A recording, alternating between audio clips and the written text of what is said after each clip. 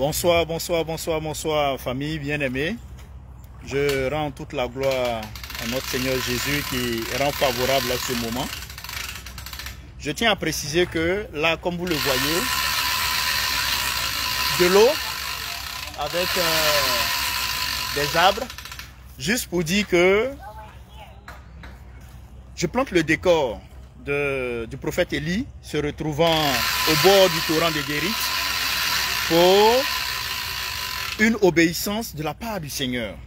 Et là, je vous invite avec moi à prendre votre Bible en 1 Roi, le chapitre 17, les versets 3 à 4. Il est dit ceci, en 1 Roi, chapitre 17, les versets 3 à 4. Pars d'ici, dirige-toi vers l'Orient et cache-toi près du torrent de Kérith, qui est en face du Jourdain. Tu boiras de l'eau,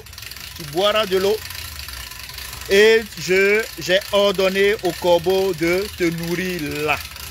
J'ai ordonné au corbeau de te nourrir là. Nous connaissons tous très bien l'histoire du prophète Élie qui, après un exploit ahurissant, éclaboussant, ayant mis en déroute tous les plans de Jézabel et d'Akab, s'est mis à fuir au devant de la colère de Jézabel. Et le Seigneur lui a dit, va, cache-toi auprès du torrent de Kérith. Et là, nous allons voir une dimension dans laquelle Dieu agit dans la vie de chacun d'entre nous aujourd'hui. Et Dieu agit dans la vie de toi, de moi, sur le plan non seulement naturel, mais aussi sur le plan spirituel.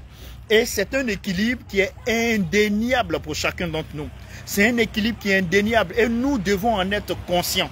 C'est la raison pour laquelle aujourd'hui, le thème qui nous réunit, c'est bien entendu la provision divine à travers le naturel et le spirituel. La provision divine à travers le naturel et le spirituel. Oui, plusieurs points vont être soulevés et je vous invite à être vraiment présent et à me suivre précieusement. Merci.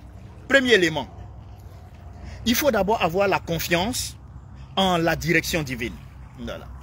Il faut d'abord avoir la confiance en la direction divine. Oui, quelle est la situation que tu traverses? Tu passes peut-être par des temps difficiles, tu passes peut-être par des temps de questionnement, où les jours passés étaient des jours de gloire, les temps passés étaient des temps de réussite. Tu réussissais dans tes études, tu réussissais dans ton travail, tu avais la joie dans ton foyer, tu avais la bonne santé, tu avais toute la quiétude. Mais survient un moment de peur, de doute, d'inquiétude. Et là, il faut que tu aies confiance en la direction de Dieu. Il faut que tu aies confiance en la direction de Dieu. Et Dieu utilise toujours la dimension naturelle et la dimension spirituelle pour s'occuper des enfants de Dieu. Et nous allons voir cela. Nous devons pouvoir, en tant qu'enfants de Dieu, trouver un équilibre entre la dimension spirituelle et la dimension naturelle. Nous devons trouver un équilibre.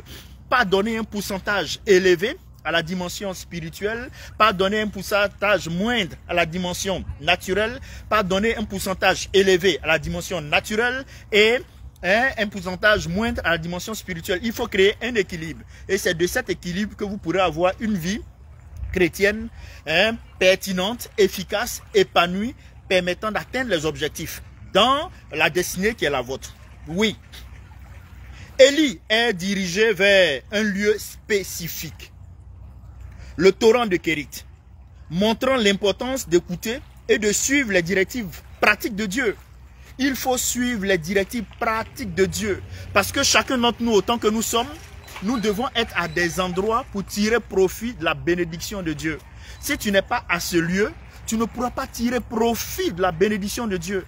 Et Dieu, dans la vie des uns et des autres, nous emmène à des mouvements. Et avec ces mouvements, nous atteignons des sols, nous atteignons des lieux, nous atteignons des terres, où c'est sur cette terre-là que nous devons tirer profit, c'est-à-dire recevoir les bénédictions qui sont les nôtres. Mais si nous ne rentrons pas en obéissance pour aller dans la direction de Dieu, on ne pourra pas tirer profit de cette bénédiction. Voyez-vous. Donc comme je le disais,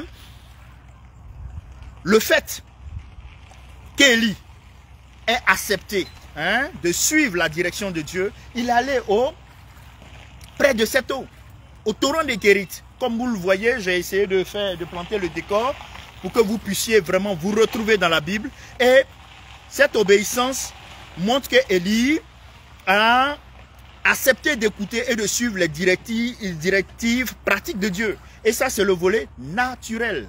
Donc l'eau, c'est le naturel. Maintenant, Élie était en bordure d'eau. Il a de l'eau, de quoi boire. Mais à un moment donné, il faut qu'il mange. À un moment donné, il faut qu'il mange. Et vous allez voir que la dimension spirituelle maintenant, qu'est-ce qu'il va se faire là à ce niveau? Qu'est-ce qui va se faire maintenant à ce niveau? La direction de Dieu n'était pas seulement géographique, mais spirituelle, mettant en évidence la nécessité de la foi et de l'obéissance. Et là, quand tu vas au torrent des Kérith, tu as seulement que de l'eau là. Mais tu peux te questionner, comment est-ce que tu vas te nourrir quand tu décides d'abandonner le péché pour venir au Seigneur Jésus? Mais tu peux te dire, j'ai abandonné ce travail où on m'amenait à déshonorer mon Dieu, où on m'amenait à désobéir à mon Dieu. Et aujourd'hui, je n'ai plus d'emploi. Mais qu'est-ce que je fais? Qu'est-ce que je deviens? On peut se poser cette question. On peut se poser cette question. J'ai abandonné cette amitié. J'étais en concubinage. J'ai quitté le concubinage parce que Dieu m'a demandé de quitter le concubinage. Est-ce que je vais avoir un autre homme? Est-ce que je vais avoir une autre femme comme époux, comme épouse? Ce sont des questions. J'ai quitté tel business qui ne glorifiait pas le nom du Seigneur. Tu peux t'interroger. Et en rentrant en obéissance à Dieu, cela montre la dimension de la foi, la nécessité de la foi et de l'obéissance dans la vie de l'homme de Dieu, dans la vie du chrétien, dans la vie du serviteur de Dieu. Et autant que nous sommes appelés à avoir une confiance à la direction de Dieu. Dieu voit mieux que nous. À l'horizon, nous regardons, il voit mieux que nous. Un être humain ne peut pas voir plus de 2, 3, 4, 5, 6 kilomètres. Non. Mais Dieu voit au-delà. Et il sait demain. Il sait ce qui va se produire demain. Et il peut mieux prendre les dispositions pour ta quiétude demain. De ce fait, lui faire confiance, t'es bénéfique. Lui faire confiance, t'es bénéfique. Deuxième élément de notre thème, c'est la provision dans le naturel. La provision dans le naturel. Dieu utilise des éléments naturels comme le torrent pour fournir de l'eau à Élie.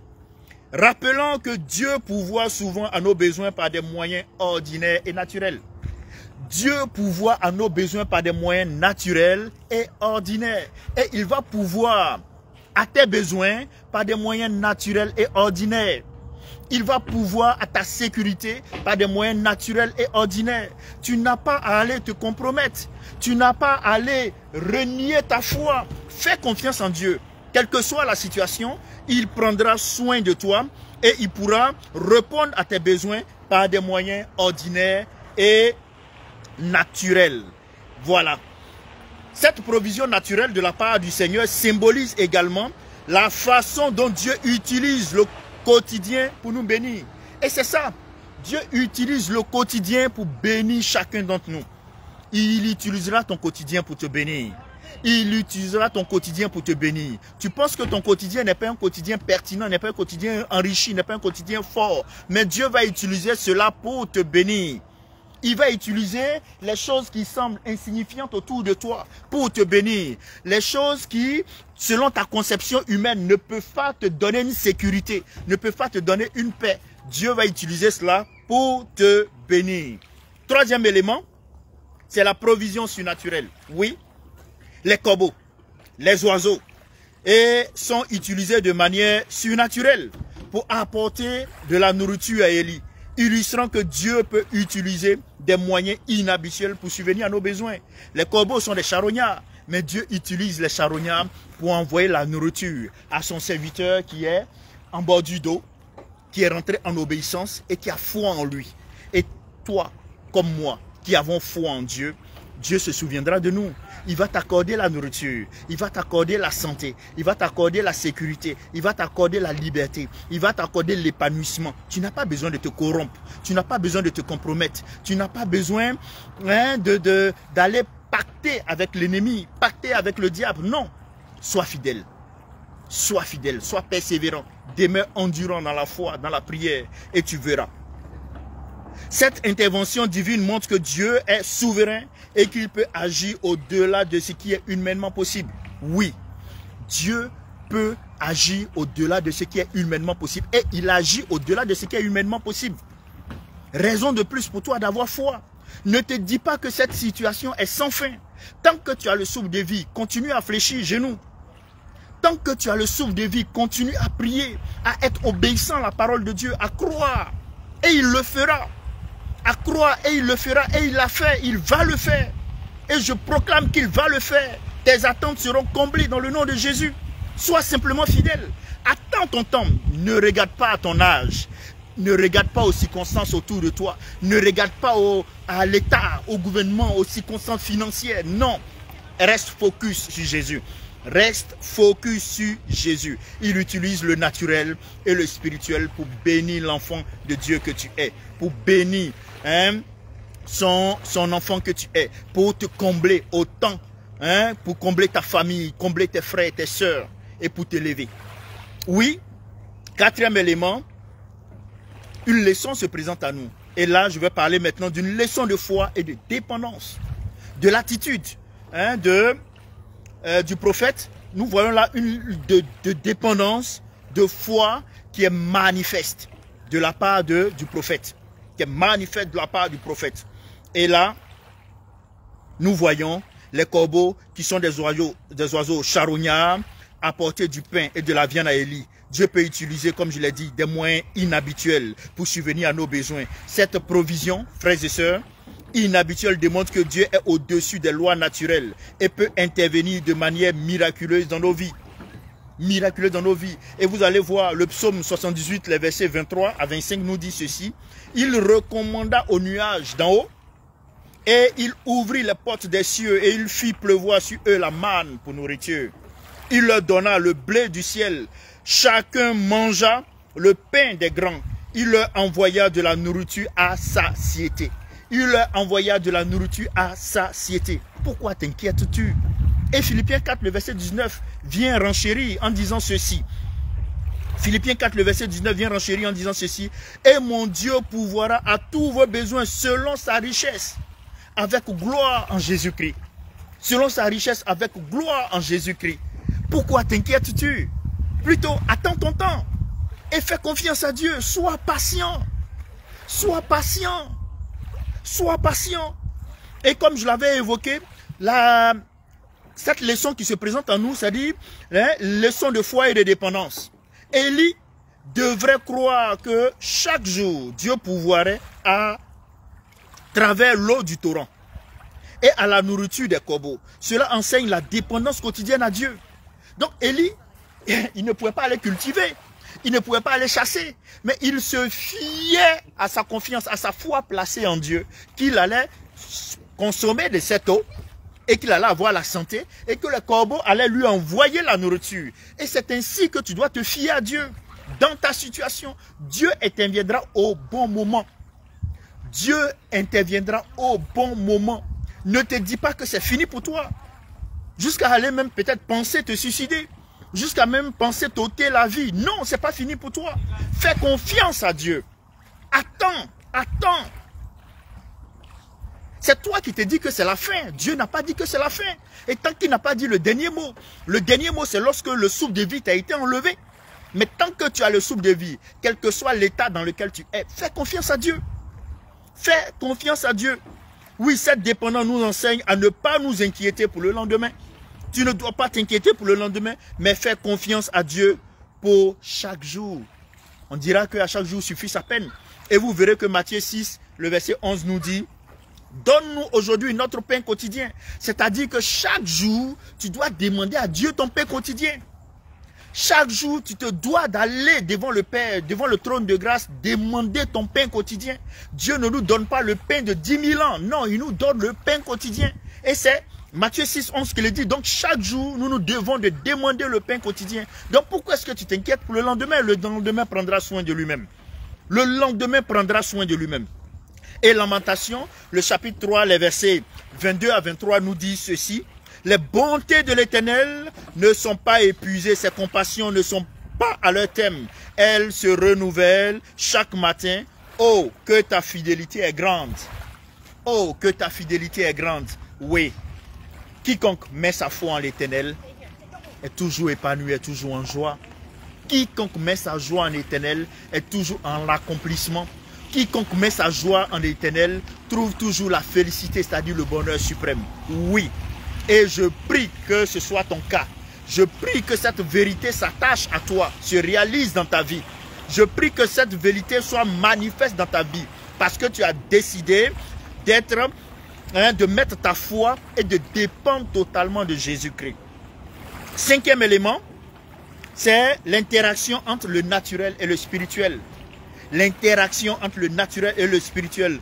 Dieu, frères et sœurs, a combiné des moyens naturels, c'est-à-dire le torrent de Guérite que vous voyez là, et le surnaturel, les corbeaux. Bon, je n'ai pas pu attraper quelques corbeaux pour vous.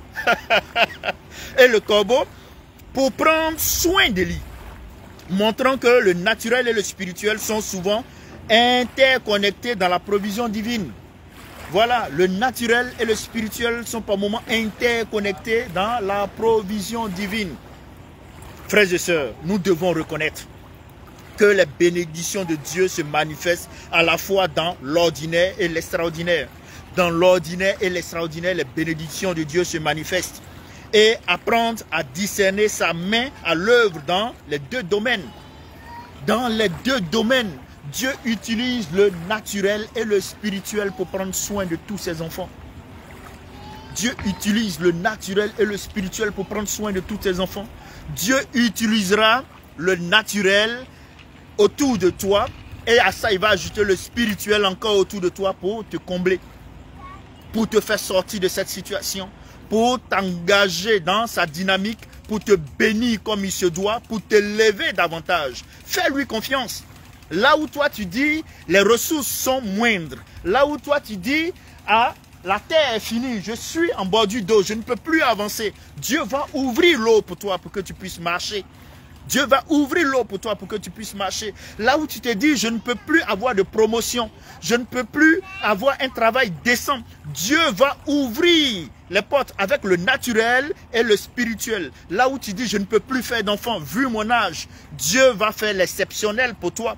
Là où tu dis, oui, c'en est fini de mon mariage, c'en est fini de mon mariage, Dieu va utiliser le naturel et le spirituel pour te combler. Fais-lui confiance. Ne prête pas des idées à Dieu. Ne prête pas des solutions à Dieu. Mais attends plutôt lui ses solutions.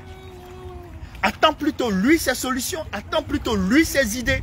Oui, le Seigneur, par le naturel et le spirituel, nous comble. Par le naturel et le spirituel, nous comble. Jacques, le chapitre 1, le verset 17 nous dit ceci. Toute grâce excellente et tout don parfait descendent d'en haut, du Père des Lumières, chez lequel il n'y a ni changement ni ombre de variation. Ça descend de qui? Ça descend du Dieu le Père, qui ne change pas, ni ombre de variation, ni changement. Donc ça veut dire que c'est un Dieu en qui tu dois faire confiance. C'est tout. C'est un Dieu qui est constant. J'ai dit et j'enseigne couramment, les personnes à qui tu dois faire confiance, à qui tu peux faire confiance, ce sont des personnes constantes dans leur relation. Et Dieu est constant. Hier, aujourd'hui, demain, c'est le même Dieu. Il agit de la même manière, de la même puissance, la même dynamique. Donc c'est un Dieu qui est constant. Et Éphésiens, le chapitre 3, le verset 20 nous dit ceci. Or, à celui qui peut faire par la puissance qui agit en nous infiniment au-delà de tout ce que nous demandons ou pensons. Voilà. Au-delà de tout ce que nous demandons ou pensons. Donc, en effet, Dieu peut faire au-delà. Dis-moi et dis à Dieu, qu'est-ce que tu attends de lui? Qu'est-ce que tu veux de lui? Mais parle-lui. Voilà pourquoi il t'invite à te rencontrer dans la prière. Il t'invite à le rencontrer dans la prière. Tu dois être un homme de prière, tu dois être une femme de prière. Tu dois pouvoir fléchir ton cœur, fléchir genoux devant sa face, quelle que soit la situation. L'heure n'est plus aux pleurs, l'heure n'est plus à la lamentation, mais à l'échange avec Dieu, qui est capable de changer toutes choses, qui est capable de changer de pierre en pain, qui est capable de diviser l'eau qui est de te faire traverser cette eau-là, pied sec, qui est capable de te faire asseoir à la table des rois. Ce Dieu-là est capable de ça. Il est capable de t'accorder la santé là où les médecins, là où les éminents médecins ont dit que c'en est fini. C'en est fini. Mais Dieu est capable de t'accorder la santé. Dieu est capable de te relever. Dieu est capable de te donner un emploi nouveau, meilleur. Dieu est capable de te combler. Tout simplement, tu dois lui faire confiance. Tu dois tout simplement lui faire confiance. Et t'adresser à lui, communiquer avec lui. Aller au trône de grâce avec assurance, comme le dit Hébreux 4,16. Tu vas au trône de grâce avec assurance, plaider ta cause, parler à ton Dieu, causer avec ton Dieu, lui présenter tes difficultés, lui présenter tes limitations, lui présenter tes carences. Et lui qui est bon, ah oui, lui qui est bon, il prendra soin de toi. Et une des vérités, la Bible nous dit qu'aucune tentation qui nous est survenue n'est au-delà de nos forces. Et notre Dieu, qui est merveilleux, qui est bon, a prévu un moyen pour nous, pour que nous puissions nous en sortir. Donc Dieu ne t'abandonne pas dans cette situation. Quelle est la situation qui peut surprendre Dieu? Aucune situation. Ce n'est pas parce que toi tu es surpris que Dieu est surpris. Et Dieu, te sachant avec lui obéissant, comme Élie l'a fait, Élie est rentré en obéissance. Avec foi, il a cru que Dieu allait agir. Et Dieu agit. Dieu agit jusqu'à un certain moment où il lui a demandé maintenant de continuer son chemin. Et frères et sœurs, j'aimerais finir en disant ceci. L'histoire d'Élie montre que d'Élie au torrent de Kérit montre que Dieu utilise les moyens à la fois naturels et surnaturels pour pouvoir aux besoins de ses enfants. Cet enseignement nous rappelle que Dieu est souverain. Il ne faudrait jamais l'oublier. Notre Dieu est souverain et qu'il a le contrôle sur toutes choses et que notre rôle est de lui faire confiance et de rester obéissant à sa parole, sachant qu'il comblera nos besoins dans sa richesse infinie. Et là, je m'en vais maintenant proclamer que Dieu te comble. Il connaît les désirs de ton cœur. Voilà pourquoi il a dit dans le psaume 37, le verset 4, « Fais de l'Éternel tes délices, et il réalisera les désirs de ton cœur. » Toutefois où tu feras de Dieu la priorité de ta vie, la primauté, tu donneras à Dieu la primauté dans ta vie. Dieu sera l'essentiel de ta vie. Tu verras qu'il accomplira de grandes choses dans ta vie. Des choses auxquelles tu ne t'attends certainement pas, mais il va les accomplir parce qu'il sait que cela est bon pour toi. Simplement, Dieu a besoin que tu sois obéissant. Soyons des chrétiens sincères. Soyons des chrétiens sincères dans notre engagement, dans notre relation. Ne soyons pas des chrétiens dispersés, des chrétiens allant à tout va, flottants, pleurant, nous renversant par rapport aux situations, alors que nous avons un Dieu qui est capable de tout faire. Nous disons que ce Dieu est capable de tout faire, mais on se comporte autrement, alors que c'est l'inverse de la foi. La foi nous dit, Hébreux 11:1, que c'est une ferme assurance. C'est-à-dire que quelle que soit la situation, qu'il y ait tornade, qu'il n'y ait pas de tornade, tu es serein. C'est une ferme assurance des choses qu'on espère et une démonstration de celles qu'on ne voit pas. C'est-à-dire que tu te comportes comme si tu as la chose, même si tes yeux physiques ne l'ont pas, mais tu te comportes dans la dimension de l'acquisition spirituelle. Parce que tu es d'abord un être spirituel avant d'être un être charnel. Et c'est en cela que tu verras que Matthieu 21-22 te dira que tout ce que vous demandez dans la prière par la foi, croyez que vous l'avez reçu. Dans d'autres versions, il est même complété que vous verrez cela s'accomplir. Que le Seigneur vous bénisse, qu'il vous accorde sa grâce, qu'il vous élève, qu'il vous comble. Et vous en retour, comme je l'ai dit, notre devoir à nous, c'est de lui faire confiance. Notre devoir à nous, c'est de vivre dans la sanctification. Notre devoir à nous, c'est de connaître la parole de Dieu. Notre devoir à nous, c'est de prier. C'est d'aimer la prière, de partager la prière. Que le Seigneur vous bénisse abondamment. Que sa grâce repose continuellement sur vos vies. De la même manière, notre Seigneur Jésus, notre Dieu, a été fidèle avec son serviteur Élie, qui était dans un temps de doute, dans un temps de questionnement, dans un temps de trouble. Dieu l'a conduit auprès du torrent de Kérit, l'a béni, l'a nourri, lui a donné de l'eau à boire. Qu'il soit avec toi et qu'il te comble ainsi dans le nom de Jésus. Qu'il te comble ainsi dans le nom de Jésus. Quelles que soient tes inquiétudes, tes doutes, ne perds pas la foi. Garde la foi. Quelles que soient tes doutes, tes inquiétudes, tes problèmes. Ne rejette jamais Jésus. Garde la foi. Dépends de lui et tu verras sa gloire dans ta vie. Montre-nous ta gloire, Seigneur, et il vous la montre aujourd'hui. Que le Seigneur vous bénisse abondamment. C'était là le prophète Jonathan Kouadio. À très bientôt. Que le Seigneur vous comble. Merci. À bientôt.